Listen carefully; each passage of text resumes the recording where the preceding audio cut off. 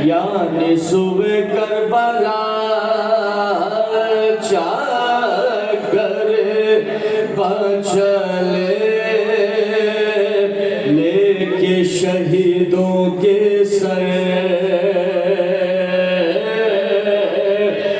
بے سر و سامہ چلے کرتے ہوئے یہ بیان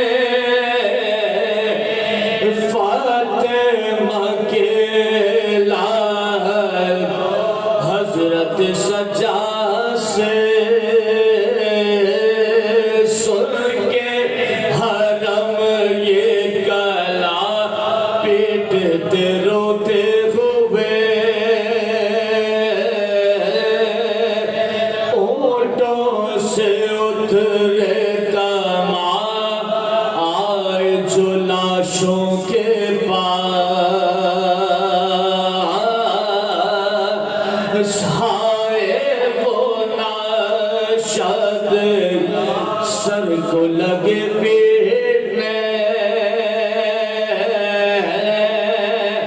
وارثوں کے لے کے چادر سر سے اتار آنسو بہانے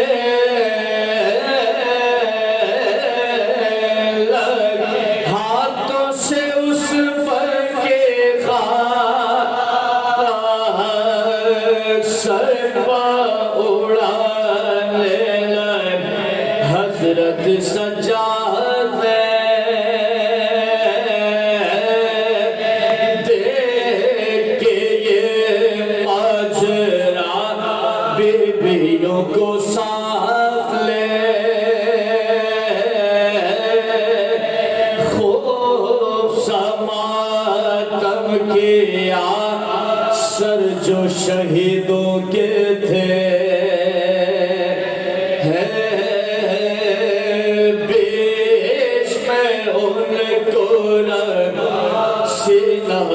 سر پھینک کے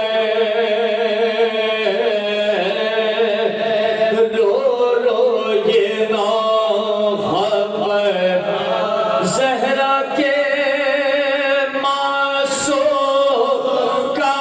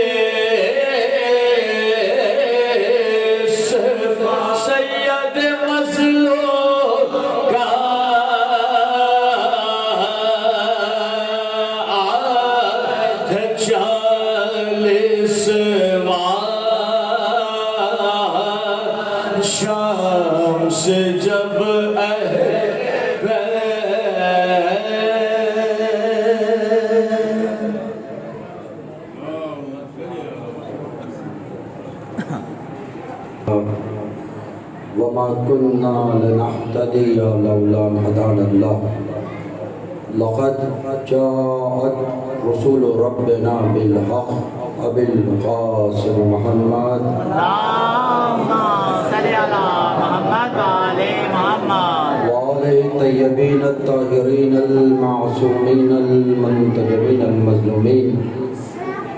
أما بعد فقد قال الله تعالى في كتابه المبين والفرقان المتين بسم الله الرحمن الرحيم إن الذين آمنوا وعملوا الصالحات سيجعل الرحمن ودا صلوات. اللهم صل على محمد وآل محمد. سامعین گرامی قدر، مجلس چہلم ہے اور کوشش یہ کریں گے کہ جو گفتگو ہوئی اب تک اس کا خلاصہ آپ کے سامنے اور اس ذیل میں نتیجہ آپ کے سامنے پیش کیا جائے. چونکہ چہلم کا دن ہے، گریے کا دن ہے، مصائب کا دن ہے، تو شاید فضائل اس انداز میں شاید نہ ہو سکے ہیں جیسے روزانہ حضرات نے سماعت فرمایا. میں شکر گزار ہوں تمام مومنین کا کہ وہ تشریف لائے مجالس میں، اور ساتھ ہی شکر گزار انتظامیہ کا بھی ہوں کہ انہوں نے خادم کو، خاکسار کو، طالب علم کو موقع دیا کہ مجالس سے خطاب کرنے کی سعادت حاصل کریں. ایک مرتبہ درود پڑھیں محمد وعلی محمد. اللهم صل على محمد وآل محمد. اس سے بہتر انداز میں جمعان صلی اللہ صل على محمد وآل محمد. پروردگار عالم نے قلب مومن میں ایک ایسی محبت اور مودت رکھی ہے امیر المومنین علیہ السلام کی ذات گرامی کی کہ پیغمبر اسلام خود اس آیت کے ذیل میں فرما رہے ہیں. جب لوگوں نے پوچھا کہ یہ ودا کیا ہے، ود کیا ہے، ود کون سی محبت ہے، تو پیغمبر نے فرمایا علی کی محبت ود ہے جو قلب مومن میں مثل میخ ہے، مثل کیل ہے. اب یہ جو مثل میخ اور کیل ہے محبت، کبھی آپ اندازہ کریں، آپ کسی ٹرین میں سفر کر رہے ہیں، کسی ایئرپورٹ میں موجود ہیں اور کوئی دوسرا بندہ مومن آپ کو مل جاتا ہے اور وہ بتاتا ہے کہ میں سید ہوں یا میں شیعہ ہوں، میں اہل بیت علیہ السلام سے مودت رکھتا ہوں، محبت رکھتا ہوں، تو آپ اسے کھانا بھی پیش کر رہے ہوتے ہیں، اس کے ساتھ بہت آرام سے کمفرٹ بھی فیل کر رہے ہوتے ہیں. وجہ کیا ہے؟ وجہ اس کی یہ ہے کہ جو اس کے دل میں ہے وہ آپ کے دل میں ہے. جو اس کے دل میں ہے وہ آپ کے دل میں ہے. اور یہ جو میخ ٹھکی ہوئی ہے قلب مومن میں، یہ ہے تو علی کی محبت کی، مگر یہ دلیل ہے، یہ کیل جو قلب مومن میں ٹھکی ہوئی ہے، یہ دلیل ہے نبی کی محبت کی. باتیں نہیں کر پایا. اچھا بھائی، یہ لیتے جائیں تبرکن اہل سنت نے لکھا یہ کہ جب نبی نے فرمایا کہ بس اب زیادہ دن زیادہ ایام تمہارے درمیان نہیں رہوں گا، تو ایک مرتبہ جناب حضرت عمر نے نبی سے یہ کہا کہ آپ اگر چلے جائیں گے ہمیں چھوڑ کر تو یہ کیسے پتہ چلے گا کہ کون آپ سے زیادہ محبت کرتا ہے؟ یعنی آپ کی محبت کی دلیل کیا ہوگی کہ آپ سے محبت کرتے ہیں؟ بھائی سب دعویٰ کریں گے کہ ہاں ہم نبی سے محبت کرتے ہیں، ہم نبی سے محبت کرتے ہیں. دیکھتے ہیں نا آپ، ابھی 12 ربیع الاول آ رہی ہے، تمام مکاتب فکر روڈ پر ہوں گے اور نبی سے مودت کا، نبی سے محبت کا اعلان کر رہے ہوں گے. بس یہی سوال جناب عمر ابن خطاب نے نبی سے کیا ہے کہ آپ جیسے فرما رہے ہیں کہ آپ تو اس دنیا سے پردہ کرنے والے ہیں، مگر آپ کی محبت کی دلیل کیا بات ہوگی؟ یہ تو سارے کے سارے قبیلے یہ دعویٰ کر رہے ہوں گے یا نبی اللہ ہم آپ سے محبت کرتے ہیں اور آپ موجود نہیں ہوں گے، ان کے قلب کی حالت، ان کے دل کی حالت ہم جان نہیں سکتے ہوں گے، تو ہمیں یہ کیسے پتا چلے گا کہ کون سا امتی آپ سے زیادہ محبت کرتا ہے؟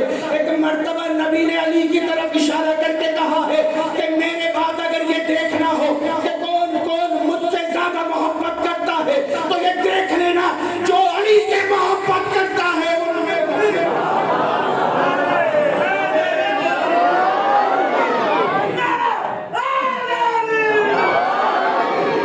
جو علی سے محبت کرتا ہے وہ مجھ سے محبت کرتا ہے، تو پیمانہ سمجھ میں آ گیا نا، پیمانہ سمجھ میں آ گیا، نبی کی حدیث سمجھ میں آ گئی کہ جو علی سے محبت کرتا ہے وہ نبی سے محبت کرتا ہے۔ ایک چہلم کا دن ہے، اس چہلم کی مجلس سے بارگاہ بنی ہاشم سے اہل سنت کو تمام مکاتب فکر کو پیغام دے رہا ہوں، اگر نبی سے مودت اور محبت کے دعوے دار ہو تو پہلے علی سے اور اس کے بچوں سے محبت کر کے بتاؤ۔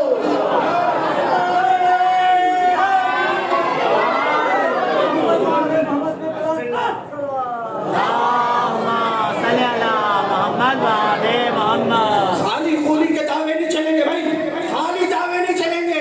فرض کریں مثال دیتا ہوں، بھائی میرا کوئی دوست ہے بڑا دعویٰ کر رہا ہے کہ میں تمہارا بہت اچھا دوست ہوں، تمہارے کام بھی آؤں گا اگر کوئی خراب وقت تمہارے اوپر پڑا، مگر میرے بچوں کی طرف کینے والی نظروں سے دیکھ رہا ہے، کیا میں اسے برداشت کروں گا؟ نبی سے دوستی کا دم بھرتے ہو، اس کی بیٹی کے مزار کو مانا چھاڑتے ہو، یہ کیسی محبت ہے؟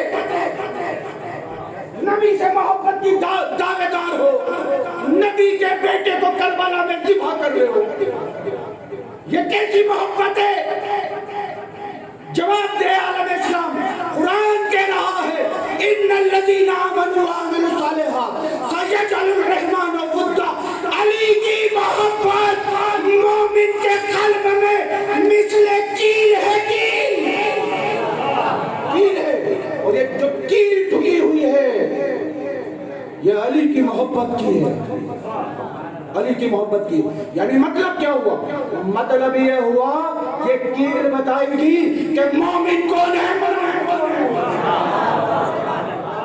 یہ مودت کی کیل بتائے گی۔ اب یہ مودت کی کیل دکھائی کیسے دے گی؟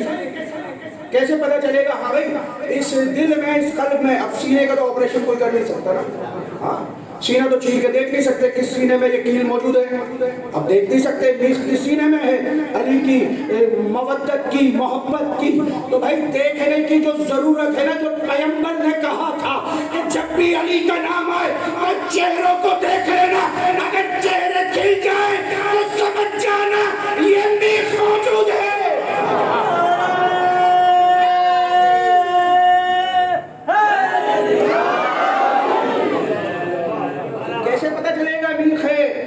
کیسے پتہ چلے گا علی کا بندہ ہے؟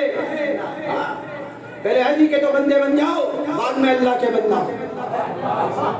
یہ ٹریننگ انسٹیٹیوٹ ہے، جب تم علی سے وفاداری کے قابل نہیں تو اللہ سے بھی تم وفاداری نہیں کر سکتے، نبی سے بھی نہیں کر سکتے۔ ٹریننگ انسٹیٹیوٹ ہے بھائی، اوپر تلے ایک ولایت، اللہ کی ولایت، نبی کی ولایت، علی کی ولایت۔ تم علی کی ولایت کے قابل نہیں تو تم اللہ کی بھی ولایت کے قابل نہیں، تم علی کی ولایت کے قابل نہیں تو تم رسول کی ولایت کے قابل نہیں۔ یہ ولایت کیا ہے کہ اذن بھی ہے، اذن بھی ہے، اور وہ اللہ اس کے قول سے راضی بھی ہے۔ اذن لہ الرحمن ورضی لہ قولا، رحمان کا اذن اس کے پاس ہے اور رحمان اس کے قول سے راضی ہے۔ اب سمجھ میں آیا نا کون رضی اللہ ہے؟ سمجھ میں آیا؟ جس کے قول سے رحمان راضی ہے وہ رضی اللہ ہے، وہ رضی اللہ ہے۔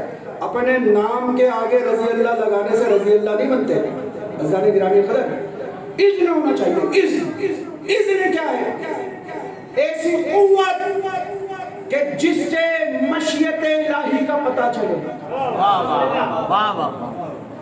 صرف یہ نہیں، قدرت نہیں، قدرت کی بات نہیں کر رہا، اذن سے مراد فقط قدرت نہیں ہے، کہ جب چاہا سورج کو طلوع کر لیا، چاند کے 2 ٹکڑے کر دیے. یہ اذن الگ ہے نہیں، مزاج مشیت الہی علی کے پاس ہے، مزاج مشیت الہی حسین کے پاس ہے.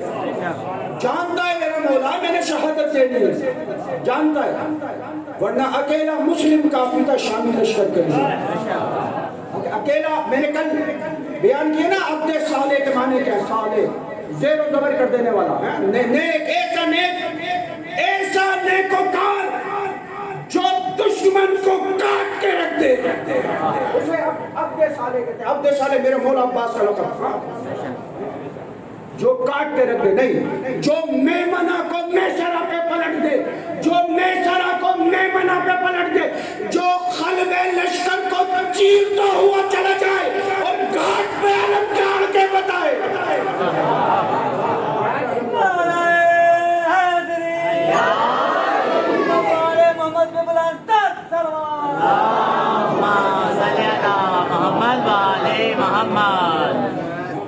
یہ جو میرے مولا عباس کا ننیالی شجرہ ہے نا، یہ جو خالد ہے، خالد، ہاں جناب حزام کے پدر بزرگوار، میں بیان کرتا ہوں، جناب ام البنین کے والد کا جو نام ہے نا وہ جناب حزام ہے.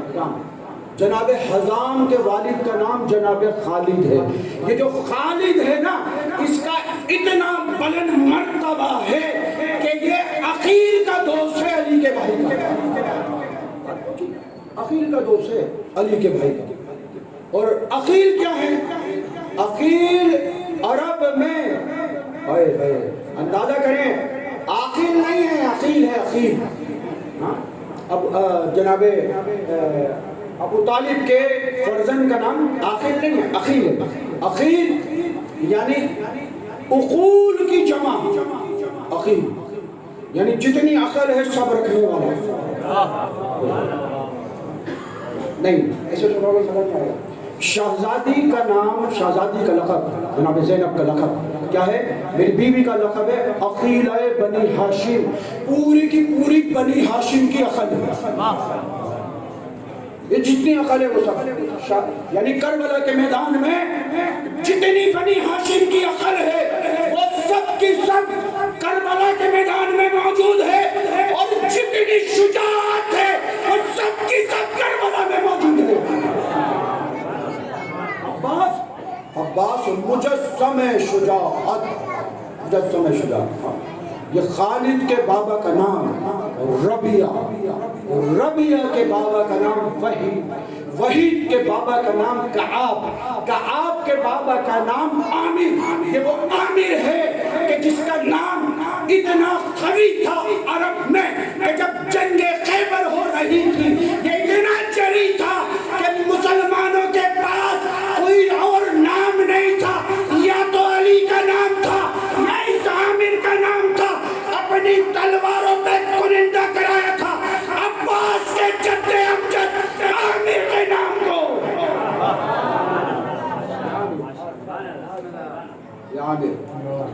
عامر کے بابا کا نام پھر ربیہ، ربیہ کے بابا کا نام کلاب، اور کلاب کے بابا کا نام پھر عامر، اور عامر کے بابا کا نام ساسا. یہ شجرہ ہے میرے مولا عباس، حضرت عباس رحمتہ کا ننیالی شجرہ، ایک سے بڑھ کے ایک سے بڑھ کے. جب پیغمبر کے جد امجد جناب قضا مکے میں جب کوئی اسلام کا نام و نشان نہیں تھا، لوگوں کی سقائی کیا کرتے تھے. عباس کا ننیالی خاندان کا فرد ساسا جا کر کعبے میں لوگوں کی سقائی کرتا تھا. کیسا جلیل القدر شخصیت ہے عباس کی. ایسی شخصیت میرے مولا کی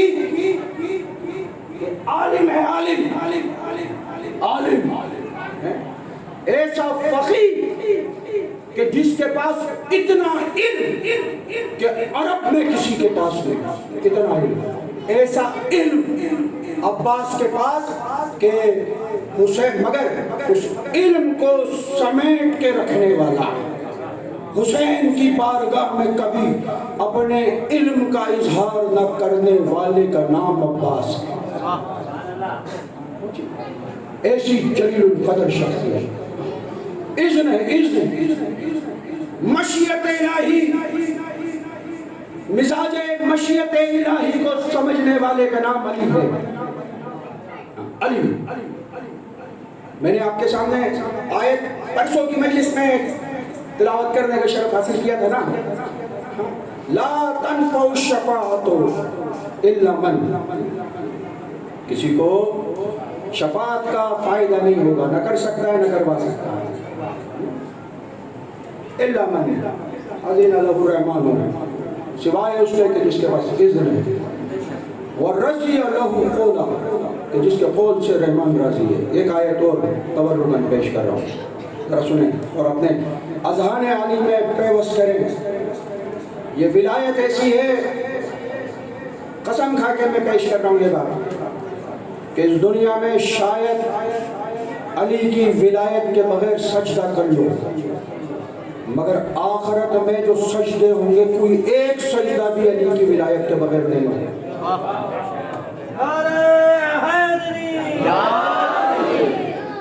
قسم کھا کے، ممبر سے قسم کھا کے پیش کرو گے، ایک سجدہ بھی نہیں ہوگا علی کی ولایت کے بغیر۔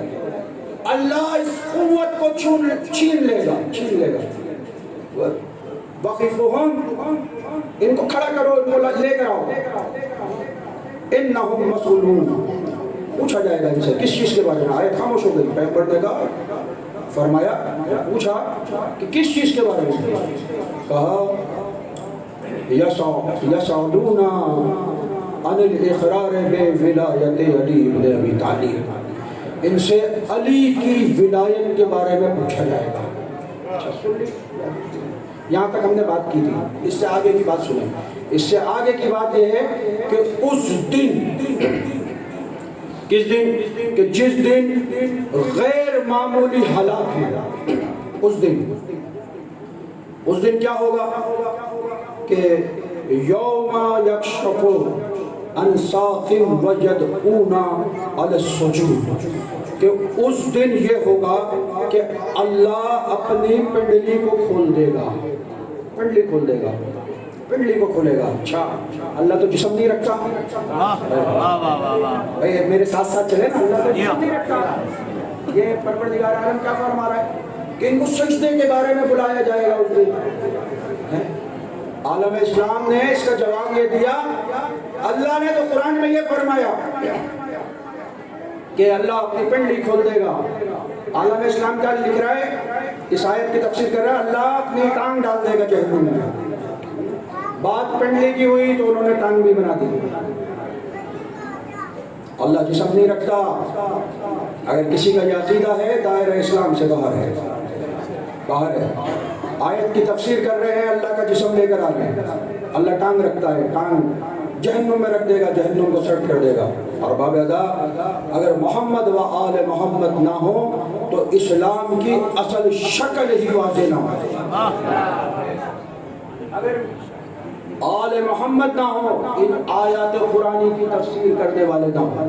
مولا فرماتے ہیں سنو، آج میں امام تفسیر کر رہے ہیں، سنو، لایا جائے گا انہیں سجدے کے لیے،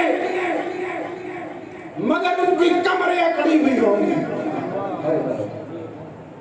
ان کی کمریں اکڑ جائیں گی۔ پوچھا مولا سے، مولا کیوں کمر اکڑ جائے گی؟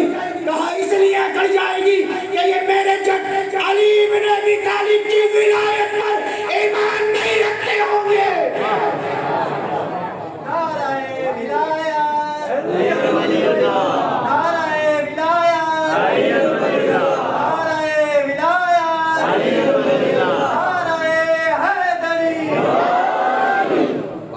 بات پوچھی علی کی ولایت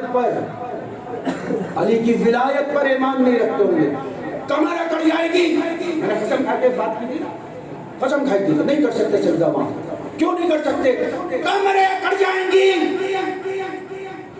یہ بڑی بڑی جماعتیں، یہ بڑے بڑے سجدے، یہ طویل طویل سجدے کسی کام کے نہیں ہیں، منہ پہ مار دیے جائیں گے اگر میرے مولا علی کی ولایت پہ ایمان نہیں ہے۔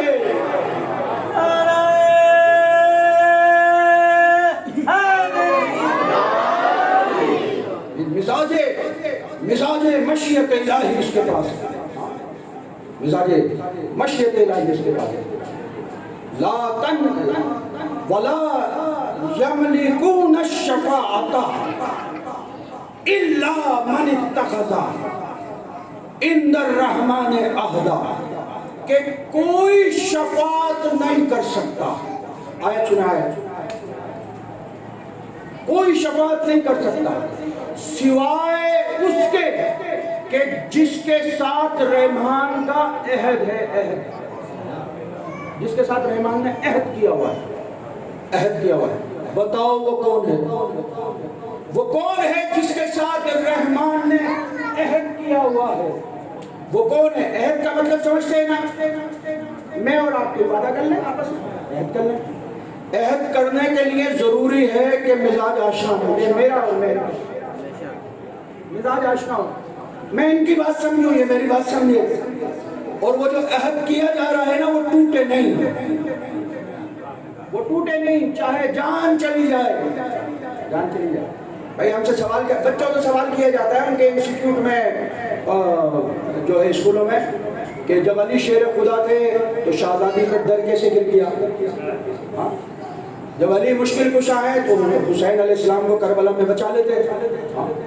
تو سننا ذرا، میں ان لوگوں کو بھی ویلکم کرتا ہوں مسلک کے اندر، مکتب کے اندر، جو پیچھے سے اہل سنت ہے، اپنے مسالک کو چھوڑ کر آئے۔ مولانا اسماعیل دیوبندی کا مناظرہ ہو رہا ہے، مولوی صاحبان بیٹھے، مناظرہ ہو رہا ہے، مولوی صاحبان بیٹھے ہیں، آیت پہ آیت، حدیث پہ حدیث پیش کی جا رہی ہے، اور ایسا موسم تھا کہ مکھیے بہت زیادہ تھی، مکھیے مولویوں کو تنگ کر رہی تھی۔ مولوی نے ایک مکھی پکڑی اور اس کے پر توڑ دیے، کہا تمہارا علی اگر مشکل کشا ہے، اسماعیل دیوبندی سے کہا اگر تمہارا علی مشکل کشا ہے تو اس سے کہو کہ مکھی کے پر جوڑ دے، مناظرہ تم جیت گئے، جاؤ۔ اسماعیل دیوبندی کے پاس، مولانا اسماعیل دیوبندی کے پاس آسا شبی تھا صاحب موسیٰ کی، اور ایک مرتبہ ہاتھ توڑ دیا مولوی کا اور کہا جا پہلے تو اپنے اللہ سے جڑوا کر آ جا، میرا علی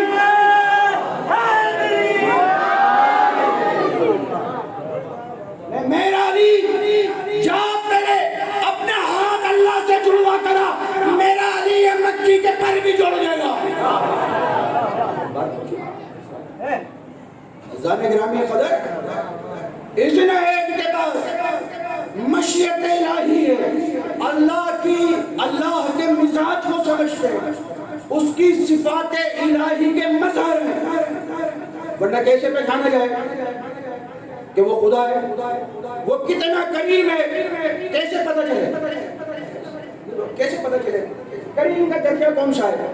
جس طرح سے مومن کا درجہ ہے، سلمان 10ویں درجے پہ ہے ایمان کے، 10 کے 10 درجے سلمان کے پاس ہیں، تو سلمان کا درجہ الگ، ابو ذر کا الگ، مقداد کا الگ، جب سارے درجے الگ الگ ہیں تو کریم کتنا ہے اللہ، یہ بانٹ کر بتا رہے ہیں۔ درود پڑھیں اللہم صلی علی محمد وعلی محمد، اس سے بہتر انداز۔ اللہم صلی علی محمد وعلی محمد، یا علی یا علی یا علی مدد حق ہے، علامات کے تمام دشمنوں پر لعنت، اس سے بہتر انداز میں۔ اللہم صلی علی محمد وعلی محمد، یہ بانٹ کر بتا رہے ہیں کہ وہ کتنا کریم ہے، یہ نواز کر بتا رہے ہیں کہ وہ کیسا خالق ہے۔ اور باب اعظم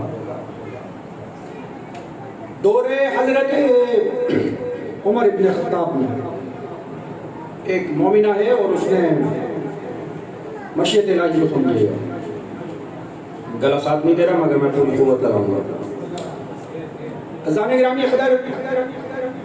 دور حضرت عمر ابن خطاب کے دور میں ایک مومنہ ہے جو علی سے محبت رکھتی ہے اور امید سے اس نے اپنے شوہر سے کہا، غریب ہے انتہا غریب، اس نے اپنے شوہر سے کہا کباب کھانے کا دل چاہ رہا ہے. اندازہ کریں جو صاحبان اولاد ہے ایسے موقع پر ہر زوجہ کی فرمائش پوری کی جاتی ہے. اس نے بندی خدا پیسے نہیں کہاں سے انتظام کروں. ابھی یہ گفتگو ہو رہی تھی کہ ایک گائے گھر میں چلی گئی. زوجہ نے کہا میں تو کباب کے گوشت کی تھوڑی سی فرمائش کر رہی تھی، دیکھ اللہ نے پوری گائے بھیج دی. توجہ سنیے گا. مشیت الہی اذن لہ الرحمن و رضی لہ قولا. میں تو تھوڑے سے گوشت کی بات کر رہی تھی، دیکھ اللہ نے گائے بھیج دی. کہا کہ حق تصرف نہیں رکھتے اس میں، تو آ گئی اتفاقاً. اور زوجہ کو اس نے بھیلایا اور گائے کا رسی پکڑ کے اور باہر کر دیا. چند دقیقوں کے بعد گائے پھر آ گئی.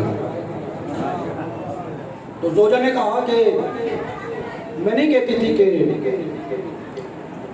ہمارا کچھ حق ہے اس کو کاٹو، کباب بناؤ، کباب کھلاؤ. شوہر کہتا ہے نہیں ممکن نہیں ہے. وہ پھر رسی پکڑتا ہے، اس کا کان پکڑا، گائے کو باہر چھوڑا. اب جب آیا وہ تو کنڈی بھی لگا دی اس کے دروازے میں تاکہ یہ معاملہ ہی نہیں. مگر مشیت الہی کچھ ہو گئی. گائے دروازہ توڑ کر آ گئی اب اس دفعہ گھر میں. اور زوجہ نے کہا کہ میں نہ کہتی تھی کہ ہمارا حق ہے، کاٹ اسے. اس نے کاٹا، کچھ گوشت کے پارچے نکالے، کباب بنائے. اب جب کباب بنائے تو مہک اٹھی. برابر میں جو پڑوسی ہے وہ دشمنان اہل بیت ہے، وہ بغض رکھتا ہے اس بات پہ کہ یہ علی کے دوست ہیں. اس نے کہا اچھا گوشت کی خوشبو آ رہی ہے، یہ تو بڑے غریب تھے، ان کے پاس کہاں سے گوشت. وہ اپنے بالا خانے کی چھت پہ جاتا ہے، دیکھتا ہے بابا تھوڑا سی گوشت کا مسئلہ نہیں ہے، یہاں تو پوری گائے ذبح ہوئی ہے، پوری کی پوری گائے ذبح ہوئی. دوسری دور خلافت، وہ گیا بھاگتا ہوا، گائے کو پہچان لیا تھا اس نے کہ کس کی گائے. جو مالک تھا اس کے پاس پہنچا، کہا تمہاری گائے کاٹ ڈالی اس نے. وہ جو علی کا مجنون ہے نا، علی کا نوکر، جو علی کی ولایت کا دم بھرتا ہے، اس نے گائے کاٹ دی تمہاری. بس دربار بلایا گیا. جب دربار بلایا تو دربار میں جب بلایا تو حاکم نے سزا دے دی، دونوں ہاتھ کٹے. لے کے جایا جا رہا ہے اسے اور یہ فریاد کر رہا ہے کوئی ہے انصاف کرنے والا، کوئی ہے جو مجھے انصاف دے. مولا بازار سے گزر رہے ہیں، اس کو بھی بازار سے لے جایا جا رہا ہے. کہا رک جاؤ ایک منٹ، رک جاؤ. اور ایک مرتبہ خلیفہ سے مخاطب ہو کر کہا کہ کیا میں انصاف کر دوں؟ کیا میں انصاف کر دوں؟ خلیفہ نے کہا ہاں، اس سے پہلے بھی آپ نے مجھے مشکلات سے نکالا ہے. اگر علی نہ ہوتے تو میں ہلاک ہو جاتا. پہلے بھی آپ نے مجھ کو مصیبت سے نکالا ہے. اگر میں نے غلط فیصلہ کرا ہے تو میری اصلاح کریں. اور ایک مرتبہ مولا نے کہا مالک کون بن رہا ہے گائے کا؟ بہت توجہ، مالک کون ہے گائے کا؟ تو مالک کو سامنے لایا گیا. علی نے اپنے صحابی خاص مالک اشتر سے کہا اس کی گردن کو جدا کر دو. ایک مرتبہ مالک کی تیغ چمکی اور عدل نافذ ہو گیا. مالک کی تیغ چمکی، عدل نافذ ہو گیا، سر تن سے جدا ہو گیا. لوگ چیما گوئیاں کر رہے ہیں مدینے کے بازار میں کہ علی نے ناحق قتل کر دیا. وہ تو گائے بھی اس کی تھی، اس کو مار بھی ڈالا ہے. اور ایک مرتبہ مولا نے، یہ مشیت الہی کو سمجھیے گا کہ مشیت الہی کیا ہے، مزاج پروردگار، مزاج نبی کیا ہے، اس کو علی سمجھتے ہیں. اور ایک مرتبہ مولا نے اس سر کو جو کہ مقتول ہوا ہے ابھی، اس کو گائے کے سر کے برابر میں رکھ دیا. اب جب گائے کے سر کے برابر میں رکھ دیا نا تو وہ سر فضا میں معلق ہوا اور کہنے لگا، حمد کرنے لگا پروردگار کی، اور حمد کرنے کے بعد کہتا ہے کہ میں شکر گزار ہوں امیر المومنین حضرت علی ابن ابی طالب کا کہ انہوں نے دنیا میں مجھ سے قصاص لے لیا، دنیا میں مجھ سے قصاص لے لیا۔ 25 سال پہلے میں نے اس کے باپ کو قتل کیا تھا اور گواہ کوئی نہیں تھا، اور اس وقت جب میں نے قتل کیا ہے تو ان کا یہ جانور جو کہ اس وقت چھوٹا سا تھا، میں اسے لے کے اپنے گھر چلا گیا تھا۔ اب یہ جانور بار بار اس کے گھر کی طرف لپکتا تھا، میں جانتا نہیں تھا۔ میں علی کا شکر گزار ہوں جو نبی کا خلیفہ ہے۔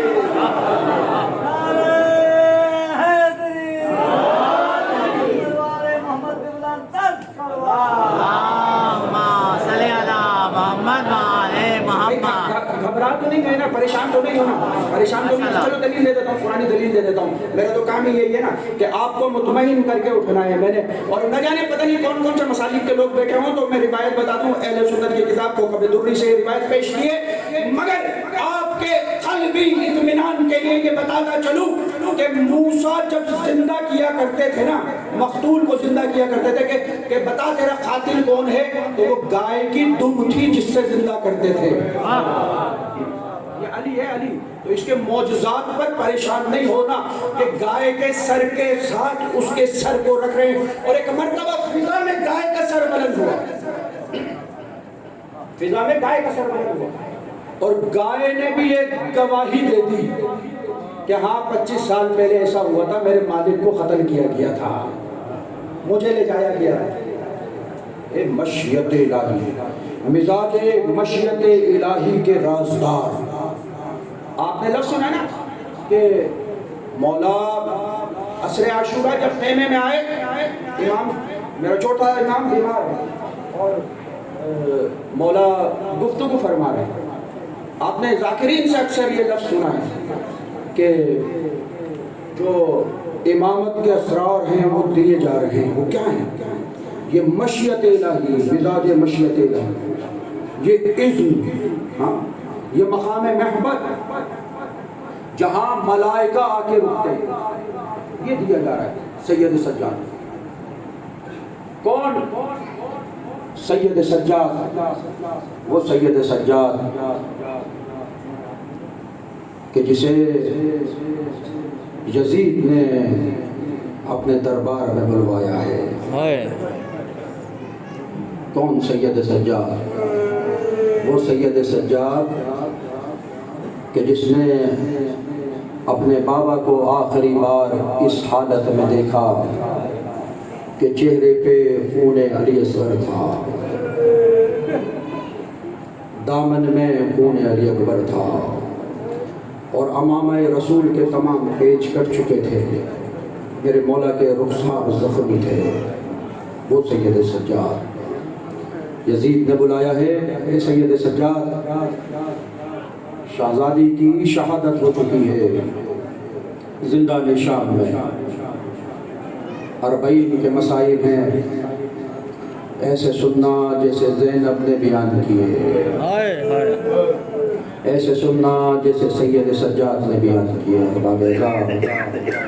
ایک مرتبہ زندان شام میں یزید کا غلام آیا ہے، کہنے لگا سید سجاد تمہیں یزید نے بلایا ہے۔ زینب لپٹ کے رہ گئی سید سجاد سے، سجاد میں جانے نہیں دوں گی، یزید کا ارادہ نہیں رکھتا۔ مولا نے فرمایا پھوپھی اطمینان کریں، یزید کچھ نہیں کرے گا۔ دربار گئے، یزید نے کہا اے سید سجاد ہم تمہیں رہا کرنے کا ارادہ رکھتے ہیں۔ کہا کہ میرے بابا اس قافلے کی ساربانی میری پھوپھی کے حوالے کر کے گئے تھے، میں پھوپھی سے پوچھوں گا۔ ایک مرتبہ زندان میں واپس آئے اور ایک مرتبہ علی کی بیٹی زینب سے گویا ہوئے، کہا پھوپھی اماں یزید رہا کرنے کا ارادہ رکھتا ہے۔ کہا کن شرائط پہ؟ کہا اس کی کوئی شرط نہیں، آپ اپنی شرائط بتائیں۔ ایک مرتبہ زینب نے کہا ہمارے لوٹے ہوئے تبرکات واپس کریں، ہمارے شہداء کے سر واپس کریں، ہمیں شام میں ایک ایسا گھر دے جہاں ہم دل بھر کے ماتم کر سکیں۔ جہاں گریہ کرے۔ سید سجاد واپس دربار میں آئے، ایک مرتبہ یزید سے جناب زینب عالیہ کی تینوں شرطیں بتائی ہیں۔ یزید نے کہا تمہارا مال کون لے گیا مجھے نہیں پتا، میں اس کے بدلے اور مال دے سکتا ہوں۔ امام نے فرمایا جو تبرکات بچے ہیں وہ تو دے دے، تیرے مال کا ہم نے کچھ نہیں کرنا۔ اور ایک مرتبہ شہداء کے سر کی حامی بھری گئی، شام میں گھر دینے کی حامی بھری گئی۔ اور باب ازا جانتے ہو شام میں جب گھر دیا گیا نا اور منادی نے صدا دی کہ علی کی بیٹیاں شام کے اس گھر میں ہیں، ارے جس نے پرسے کو آنا ہے آ جائے۔ ارے پورے شام کی عورتیں اس گھر میں جمع ہو گئی تھی، ایک گھر کے آس پاس جمع ہو گئی تھی۔ ارے کیوں جمع ہو گئی تھی؟ کیوں جمع ہوئی تھی؟ کیا وجہ تھی کہ جمع ہو گئی تھی؟ چونکہ سکینہ نے زندان شام میں رہ کر شامی بچوں کو بار بار بتایا تھا کہ ہم حسین کی اولاد ہیں، ہم حسین کے خاندان سے ہیں۔ اور باب ازا شام کی عورتیں جمع ہو گئی اور ایک مرتبہ تبرکات لانا شروع ہوئے۔ اب جب تبرکات آئے ہیں نا، تبرکات آئے ہیں تو دو چھوٹی چھوٹی بالیاں ہیں، دو چھوٹی چھوٹی بالیاں ہیں، جھولے کی جلی ہوئی لکڑیاں ہیں، جلی ہوئی لکڑیاں ہیں، اور بیویاں گریہ کر رہی ہیں، گریہ کر رہی ہیں۔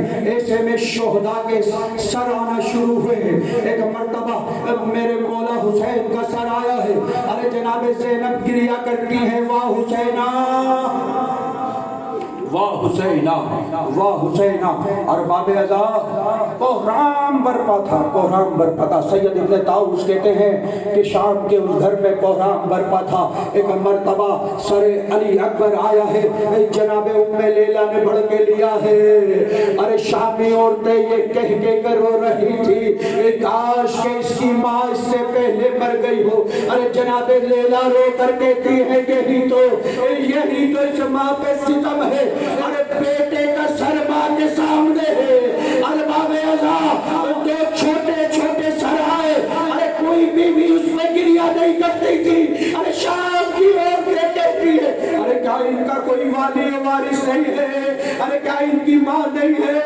ایک مرتبہ زینب، ارے کربلا کی علی زینب، کربلا کی حسین زینب، ارے ایک مرتبہ رو کر کہتی ہے ارے ان بچوں کی ماں میں ہوں، ان بچوں کی ماں میں ہوں، ارے میں نے صدقہ کر دیا حسین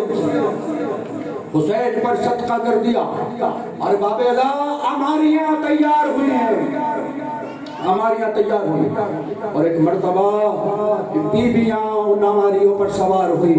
ارے سید سجاد روایت کرتے ہیں ساری بیویاں سوار ہو گئی تھی، ایک بیوی دکھائی نہیں دیتی تھی۔ ارے میری پھوپھی زینب گھبرائی ہوئی حالت میں میرے پاس آئی ہے، ارے سکینہ کی ماں رباب کا پتہ نہیں چلتا کہ وہ کہاں ہے۔ ایک مرتبہ سید سجاد گریہ کر کے کہتے ہیں پھوپھی اماں قافلے کو آگے بڑھانا ہے، ارے میں جانتا ہوں میری ماں کہاں ملے گی، میں جانتا ہوں میری ماں کہاں ملے گی۔ اور ایک مرتبہ پھر زندان شام کے دروازے پر قافلے کو روکا گیا ہے، میرا مولا سید سجاد آگے آگے، جناب زینب پیچھے پیچھے، ان کے پیچھے جناب فضہ ہے، ارے جناب ام کلثوم ہے۔ ارے کیا دیکھتی ہے، ارے رباب ایک چھوٹی سی قبر سے لپٹی ہوئی ہے، رباب چھوٹی سی قبر سے۔ سکینہ چلو، ارے رہائی کا بڑا ارمان تھا سکینہ، ارے چلو رہائی کا بڑا ارمان تھا، ارے رہا ہو گئے سکینہ، ارے چلو بابا کا جیل بنا دے کر بنا چلو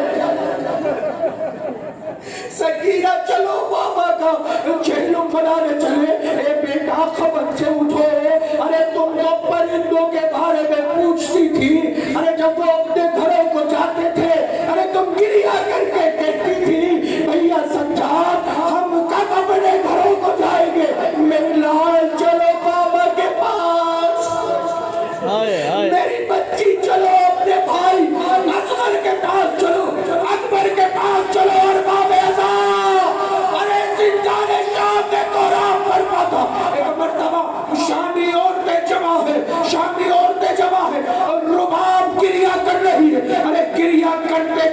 ایک مرتبہ شام کی عورتوں اور بچوں سے مخاطب ہو کر کہتی ہے، اے شامی عورتوں، اے شام کے بچوں، ارے میری بچی کی قبر پہ چراغ جلا دینا۔ ارے اس کو اندھیرے سے بڑا خوف آتا ہے۔ ارباب اذا قبر سکینہ سے جدا ہو گئی رباب، جدا ہو گئی رباب۔ اور ایک مرتبہ اماری پہ لا کر بٹھایا گیا، اماری پہ لا کے بٹھایا گیا۔ شرائط میں سے ایک شرط یہ تھی کہ بشیر بن جزلم ساتھ ساتھ جائے گا، بشیر بن جزلم ساتھ ساتھ ہے، آگے آگے امام سید سجاد کا، امام سید سجاد کے ناقے کی رسی پکڑے ہوئے ہیں، اور ادھر کربلا میں کیا ہو رہا ہے، جناب جابر بن عبداللہ انصاری ارے نابینا ہو چکے ہیں، اپنے شاگرد عطیہ اوفی کے ساتھ ہے۔ ایک مرتبہ سنتے ہیں ناقوں کی گھنٹیوں کی آواز، ایک مرتبہ عطیہ اوفی سے کہتے ہیں، اے عطیہ ذرا دیکھ کہیں یزید کی فوج تو نہیں آ رہی۔ اور ایک مرتبہ عطیہ ٹیلے پہ کھڑے ہو کر کہتا ہے، نہیں کوئی فوج تو نہیں ہے، کچھ ہماریاں ہے، ارے جن پہ سیاہ پردے لٹکے ہوئے ہیں۔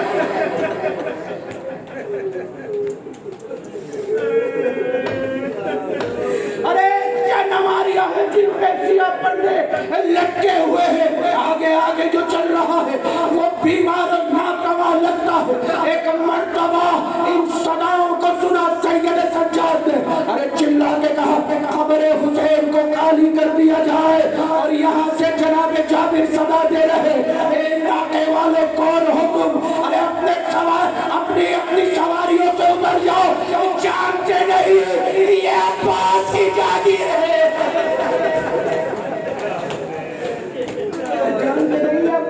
جاگیر ہے۔ اور ایک زینب نے، علی کی بیٹی نے اس صدا کو سنا۔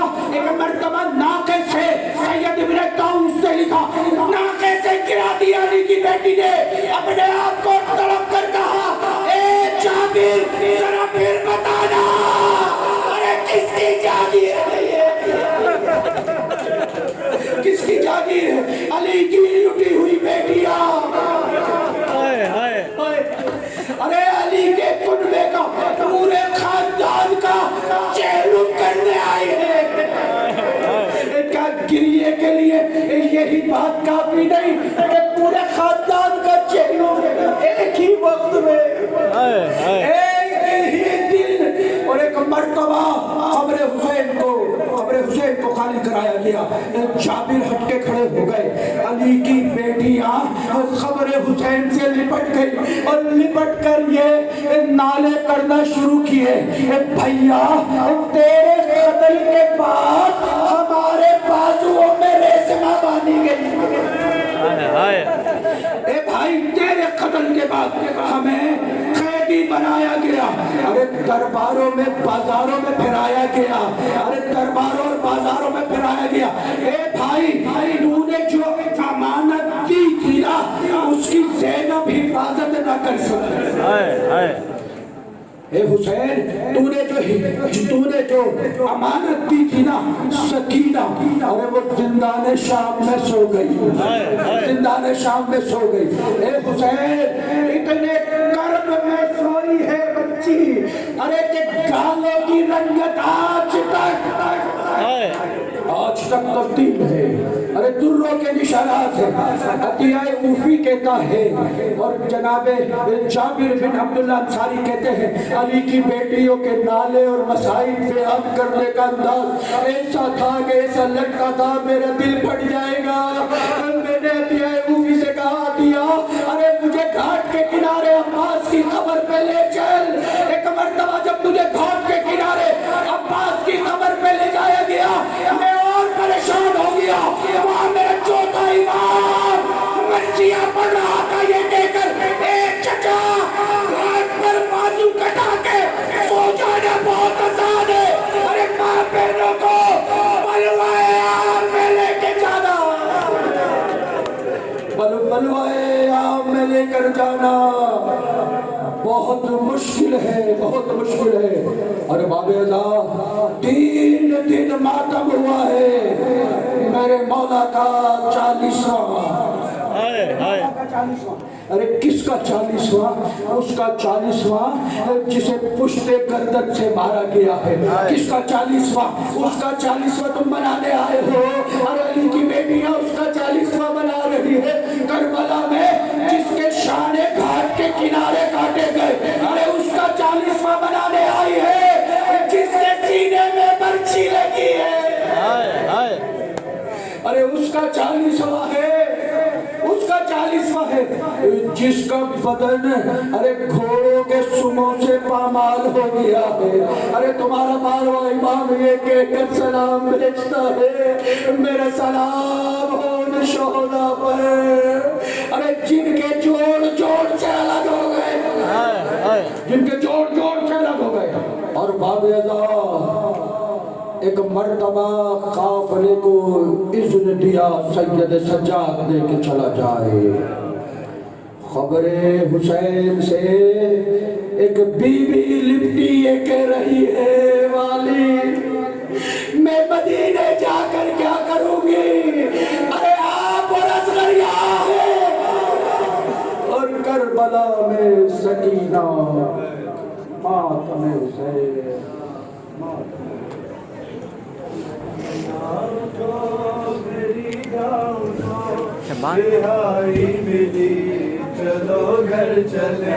جلوس برآمد ہوگا مومنین اور مومنات زیارت کے لیے. میری جان اٹھو, رہائی ملی, چلو گھر چلے. سکینہ اٹھو میری جان اٹھو, رہائی ملی, چلو گھر چلے.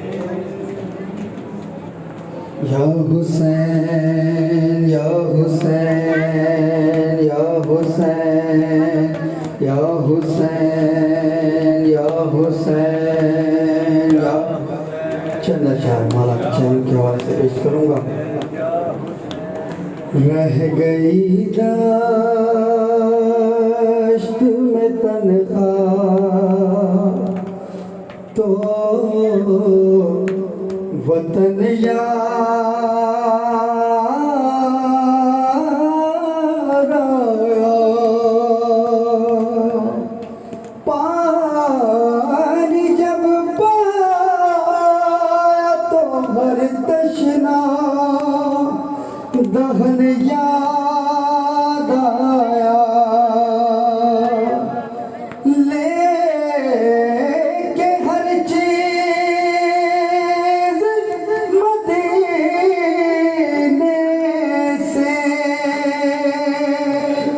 چلی تھی زینب لاش پر بھائی کے پہنچی تو کفن یاد آیا. بہن غریب ہے بھیا, کفن بھی لا نہ سکی. بہن غریب ہے بھیا, کفن بھی لا نہ سکی. بہن غریب ہے بھیا, کفن بھی لا نہ سکی. بہن غریب ہے بھیا, کفن بھی لا نہ سکی. بہن غریب ہے بھیا, کفن بھی لا نہ سکی. اے بھائی اہل ستم سے, اے بھائی اہل ستم سے, تجھے بچا نہ سکی. بہن غریب ہے بھیا, کفن بھی لا نہ سکی.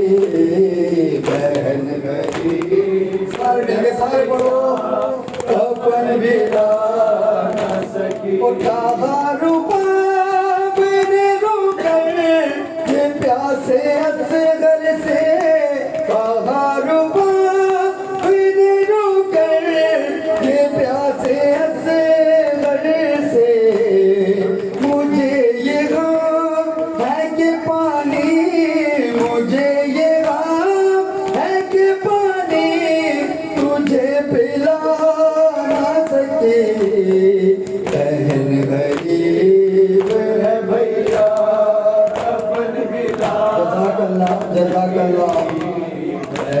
غریب ہے بھیا کفن ملا نہ سکی اے بھائی شام غریبا تے گھپ اندھیرے میں اے بھائی شام غریبا تے گھپ اندھیرے میں تمہاری باری سکینہ تمہاری باری سکینہ کو نیند آ نہ سکی بہن غریب ہے بھیا کفن ملا نہ سکی بہن غریب ہے بھیا کفن ملا نہ سکی وہ جس کی شادی کا ارمان تھا مجھے بھیا وہ جس کی شادی کا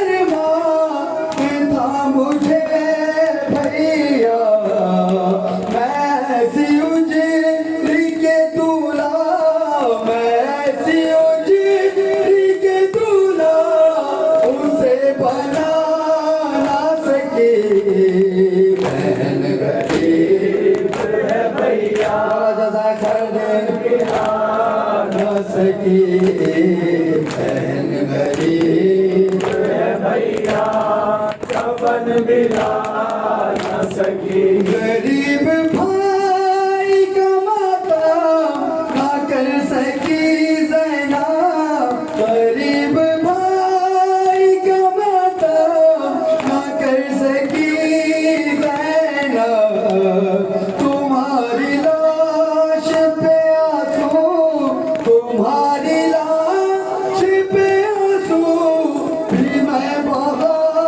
نہ سکی بہن غریب ہے بھیا کفن ملا نہ سکی بس شام بلا بننے کے دن پھیر کو مل بھی تیرا میت سہاون بل ایام میں واپس شام بلا بننے کے دن پھیر کو مل بھی تیرا میت سہاون بل ایام میں واپس شام بلا بننے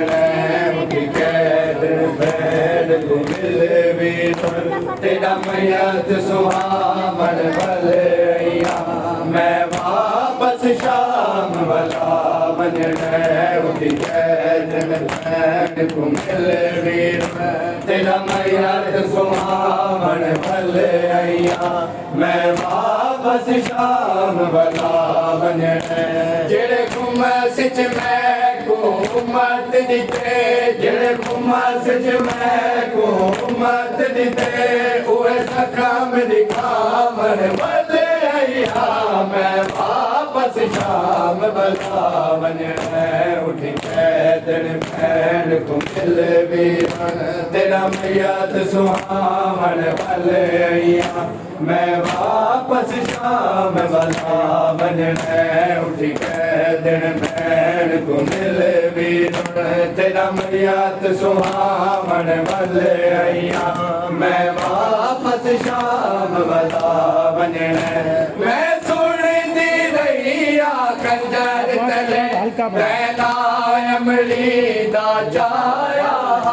میں سنتی رہی کنجر تلے بینا امری دا جایا بینا امری دا جایا تو ایک لادا میری قبر وچوں تو ایک لادا میری قبر وچوں زہرا سجواون بل ایام میں واپس شام بلا بننے اٹھ کے دن بہن تو مل بھی تیرا میت سہاون بل ایام میں واپس شام بلا بننے اٹھ کے دن بہن تو مل بھی تیرا میت سہاون بل ایام شبیہ تابوت حضرت امام حسین علیہ السلام برآمد ہو رہا ہے.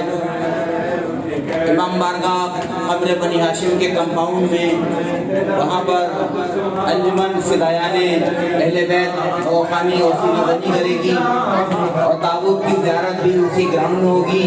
جو خواتین اور حضرات زیارت کے متمنی ہیں ان سے گزارش ہے کہ وہ امام بارگاہ قبر بنی ہاشم کے کمپاؤنڈ میں تشریف لے جائیں۔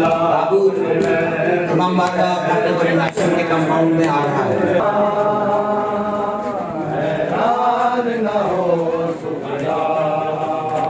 میں زینب حیران نہ ہو، میں زینب حیران نہ ہو، میں زینب حیران نہ ہو سغرا، میں زینب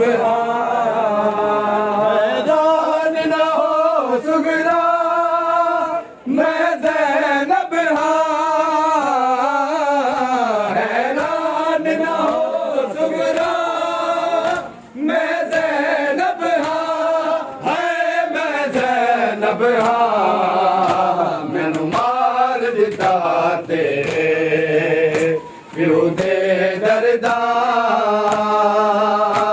حیران نہ ہو سغرا، میں زینب حیران نہ ہو سغرا، میں زینب حیران نہ ہو سغرا، میں زینب حیران نہ ہو سغرا، میں زینب حیران نہ ہو سغرا، میں زینب حیران نہ ہو سغرا، میں زینب میں زینب مینو مار دتا تیرے پیو دے دردا، حیران نہ ہو سغرا، میں زینب حیران نہ ہو سغرا، میں زینب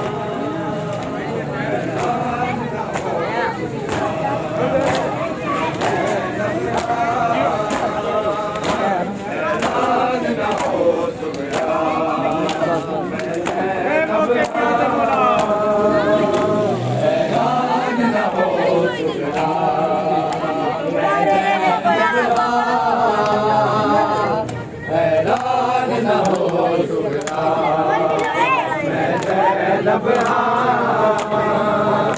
حیران نہ ہو سغرا میں زینب حیران نہ ہو میں زینب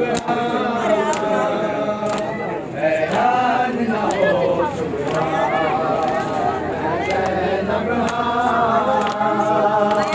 حیران نہ ہو سغرا میں زینب تفراد جرودی رجبا بلدو تفراد جرودی رجبا بلدو رجبا بلدو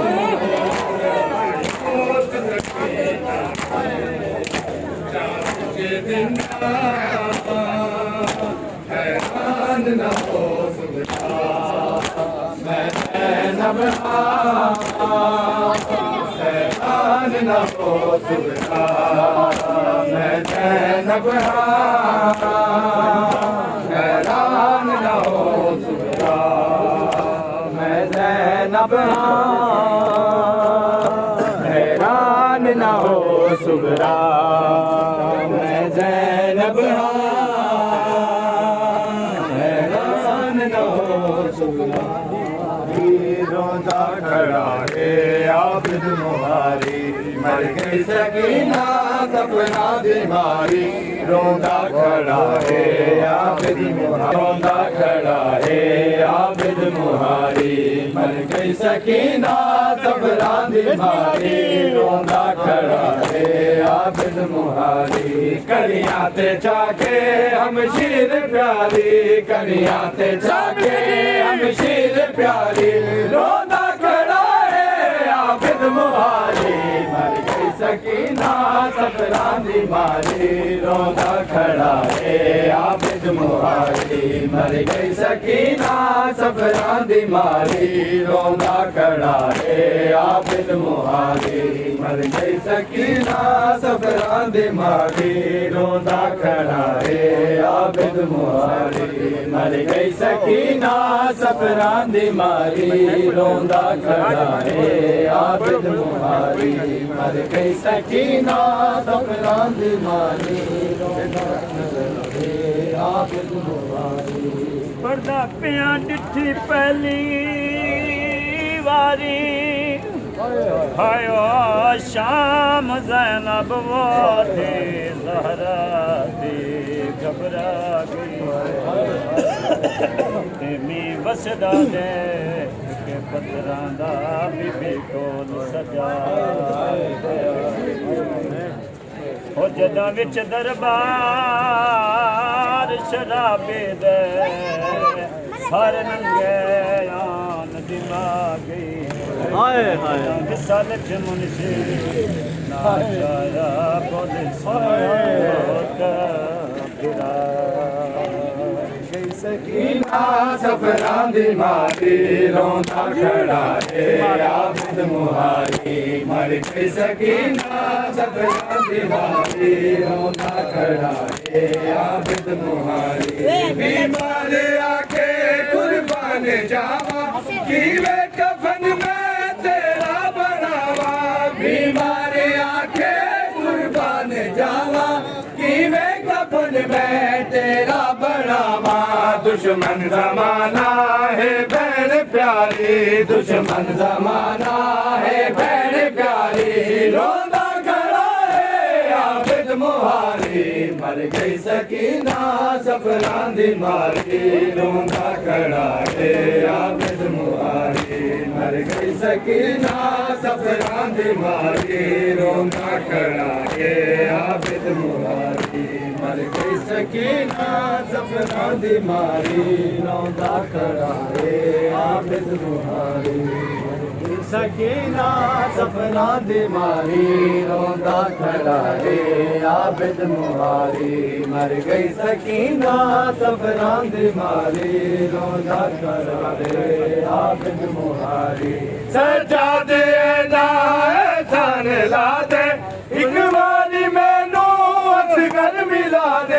سجادے نال تھان لا دے ایک باری مینو اصغر ملا دے لوری سناوے جاندی واری لوری سناوے جاندی واری روندا کھڑا ہے عابد مہاری مر گئی سکینہ سفراں دی ماری روندا کھڑا ہے عابد مہاری مر گئی سکینہ سفراں دی ماری روندا کھڑا ہے عابد مہاری مر گئی سکینہ سفراں دی ماری روندا کھڑا ہے عابد مہاری مر گئی سکینہ سفراں دی ماری روندا کھڑا ہے عابد مہاری لوکاں نوں آکھے عابد ملولے باغی دی نہیں چھوٹی بطولے لوکاں نوں آکھے عابد ملولے باغی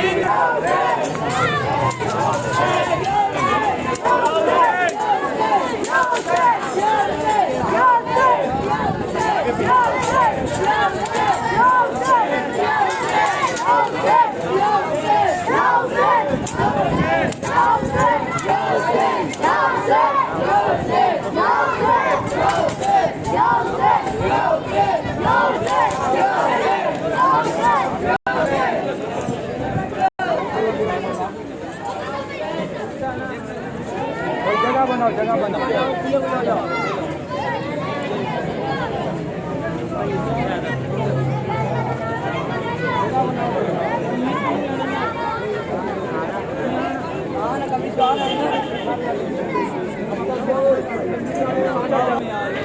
اگلے لوگ راستہ نہیں دیتے تھے پچھلے لوگ دھکے دیتے تھے علی کی بیٹی کا منہ کے بل گرنا تھا بھائی جملے پہ عالم بے ہوش ہو گئے شاگردہ نے تلیاں ملیاں کوئی دیر کے بعد ہوش آئے آدن سرکار وہ کیڑا جملہ ہے جڑا تھوڑے جگر کو لگائے آگے جلے میں آکھے نا علی کی بیٹی بازار میں آئی اگلے لوگ راستہ نہیں دیتے تھے پچھلے لوگ دھکے دیتے تھے علی کی بیٹی کا منہ کے بل گرنا تھا بس جب کوئی منہ کے بل گرتا ہے ہاتھوں کے سہارے اٹھتا ہے علی کی بیٹی کے ہاتھ پابند تھے جس نے اٹھانا تھا اس کے ہاتھ بھی پابند تھے کہتی ہے اماں زہرا آپ صحابیوں کے دربار گئی تھی اماں مجھے دیکھ میں شرابیوں کے ساتھ پیدل سفر مرحبا جنہائی کے جوانا اللہ گواہ مک گیا دربار تے آ مک گیا بازار تے آ گیا دربار بیبیاں دربار چاہیے نا ظالمات باغی دیاں بھیڑاں آ گئی ہیں نا باغی دا نام آیا بی بی رنیے تے روکیا دے متا تو سمجھے او میں ماں بانگو بازار وچوں بل ویسائے فتقت نہیں ماتم حسین